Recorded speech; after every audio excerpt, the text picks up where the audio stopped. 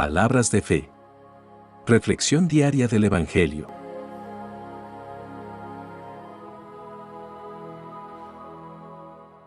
Lectura del libro del profeta Isaías, capítulo 4, versículos 2 al 6. Aquel día, el vástago del Señor será magnífico y glorioso. El fruto del país será orgullo y esplendor de los sobrevivientes de Israel. A los restantes en Jerusalén, a todos los inscritos en ella, para la vida, los llamaré santos.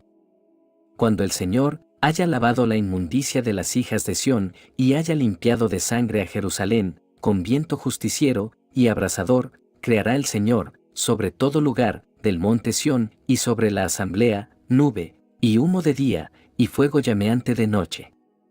Y por encima, la gloria del Señor será toldo y tienda contra el calor del día, abrigo y resguardo contra el temporal y la lluvia. Palabra de Dios.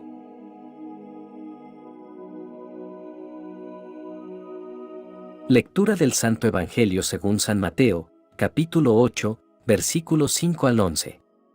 En aquel tiempo, al entrar Jesús en Cafarnaúm, se le acercó un oficial romano y le dijo: Señor, tengo en mi casa un criado, que está en cama, paralítico, y sufre mucho.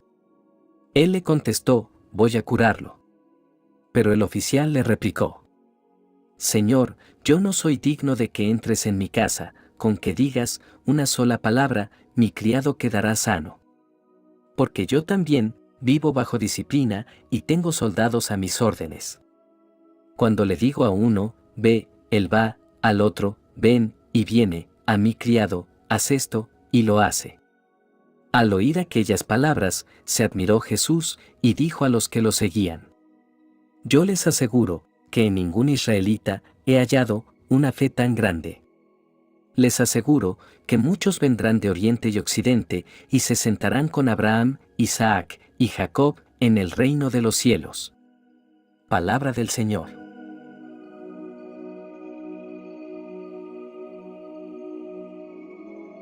Nos congregamos en este día para sumergirnos en las Escrituras, explorando la promesa de paz que se encuentran en las lecturas de hoy. En medio de la agitación de la vida, estas Escrituras nos revelan un camino hacia la verdadera paz y cómo podemos habitar en la morada del Rey. En la primera lectura, Isaías nos presenta una visión de esperanza y renovación, un brote que surge de las raíces de la tierra. Este renuevo es, sin duda, el Mesías, el Cristo prometido, que vendría a redimir y restaurar. Este brote, aunque aparentemente pequeño al principio, es la fuente de toda esperanza y renovación espiritual. En nuestros momentos más oscuros, cuando todo parece perdido, podemos confiar en que Dios tiene un plan de restauración y crecimiento. La descripción de la nube de día y el resplandor de fuego de noche nos lleva de vuelta al éxodo de Israel, de Egipto. La nube representaba la presencia protectora de Dios durante el día y la columna de fuego, su guía en la oscuridad de la noche. Esta imagen es un recordatorio de que Dios está con nosotros en todas las estaciones de la vida. En la claridad de la luz del día y en la oscuridad de la noche, su presencia nos guía y nos protege. En medio de nuestras incertidumbres, podemos confiar en la constancia de la presencia divina. La sombra siempre ha sido un símbolo de protección y refugio. Aquí, la sombra se presenta como un lugar de resguardo bajo la presencia divina. En el ardor del día, cuando el calor de las pruebas y las tribulaciones es abrasador, encontramos sombra y consuelo bajo las alas protectoras de Dios. La sombra es un recordatorio de la constante provisión de Dios. No importa cuán intensos sean los desafíos que enfrentamos, siempre hay un refugio en Él. En su sombra encontramos paz y descanso para nuestras almas. La referencia al espíritu del temor del Señor no nos invita a vivir con miedo, sino con reverencia y respeto hacia el Dios Santo. Es un temor que reconoce la majestuosidad y la soberanía de Dios. Este temor nos aleja del pecado y nos acerca a la santidad. Cuando vivimos en el espíritu del temor del Señor, nuestras decisiones y acciones reflejan una conciencia de la presencia divina en nuestras vidas. Este temor transforma nuestra forma de vivir, guiándonos hacia una vida de rectitud y humildad. La lectura concluye destacando que en Sión habrá un lugar de protección y provisión. Sión, en las Escrituras, es a menudo un símbolo de la presencia de Dios. Este lugar de protección y provisión no es solo un destino geográfico, sino un estado espiritual en el que vivimos, bajo la sombra de la gloria divina. Este lugar es un refugio donde encontramos fortaleza para enfrentar los desafíos y provisiones para nuestras necesidades. En Dios no solo encontramos seguridad eterna, sino también la abundancia de su gracia y provisión diaria. Al reflexionar sobre estas palabras inspiradas, no podemos pasar por alto la belleza de la promesa cumplida en Jesucristo. Él es el renuevo que brotó, el Santo de Israel, que vino a morar entre nosotros. Su obra redentora nos sumerge en las aguas del bautismo espiritual, nos guía, como la columna de fuego, en la noche oscura, y nos protege bajo la sombra de sus alas. Jesucristo, nuestro tabernáculo de la gloria, ha enviado su Espíritu para morar en nosotros. Bajo la sombra de su presencia, encontramos refugio y consuelo. En el temor del Señor, vivimos con reverencia y humildad, permitiendo que su Espíritu nos transforme día a día. Hoy, la invitación divina resuena en nuestros corazones. ¿Vivimos bajo la sombra de la gloria divina? ¿Encontramos nuestro refugio en Dios en medio de las tormentas de la vida? En un mundo lleno de incertidumbres y desafíos, la promesa de esta lectura nos llama a vivir con la seguridad de la presencia constante de Dios. Que nuestras vidas sean testimonios vivos de la obra redentora de Jesucristo.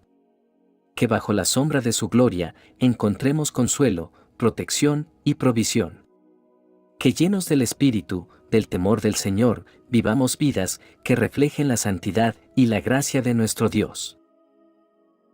En el Evangelio de hoy encontramos la conmovedora historia del encuentro entre Jesús y un centurión romano.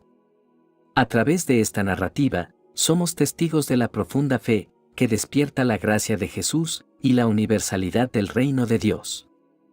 El centurión, un hombre con autoridad y posición, se acerca a Jesús con una humildad sorprendente. Reconoce la superioridad espiritual de Jesús y no se considera digno de que entre en su casa. Esta humildad es la esencia de la fe, una humildad que reconoce la distancia entre el Creador y la criatura, entre el santo y el pecador. Este encuentro trasciende las barreras culturales y religiosas de la época. El centurión, un gentil, demuestra una fe que sorprende incluso al mismo Jesús. Esta afirmación subraya la universalidad del reino de Dios. La fe no está limitada por la nacionalidad ni por el estatus social. Cuando el centurión expresa su confianza en la capacidad de Jesús para sanar a su siervo, le dice que él no es digno de que entre en su casa, pero con una sola palabra bastará para que el siervo sane. Aquí, el centurión comprende algo profundo, la autoridad de la palabra de Jesús. No necesita una demostración física, confía plenamente en la capacidad de Jesús para actuar con solo pronunciar una palabra. Así como el centurión reconoció su necesidad de la intervención divina, también nosotros debemos acercarnos a Dios con humildad, reconociendo nuestras limitaciones y dependiendo de su gracia. La humildad surge cuando reconocemos la grandeza de Dios y la pequeñez de nuestras habilidades y méritos. En la presencia de lo divino no hay espacio para la arrogancia. La fe, que supera barreras culturales, nos recuerda que el reino de Dios no tiene fronteras ni límites. Debemos mirar más allá de nuestras diferencias y reconocer la universalidad del amor y la gracia de Dios. Similar al centurión, debemos confiar en la autoridad de la palabra de Dios. La Biblia es la expresión de la voluntad divina y nuestra fe se fortalece cuando confiamos en sus promesas. La fe del centurión destaca la universalidad del reino de Dios. La Iglesia, como el cuerpo de Cristo, debe reflejar esta universalidad, acogiendo a personas de todas las naciones, razas y estatus sociales. La universalidad del reino también tiene implicaciones para nuestra misión.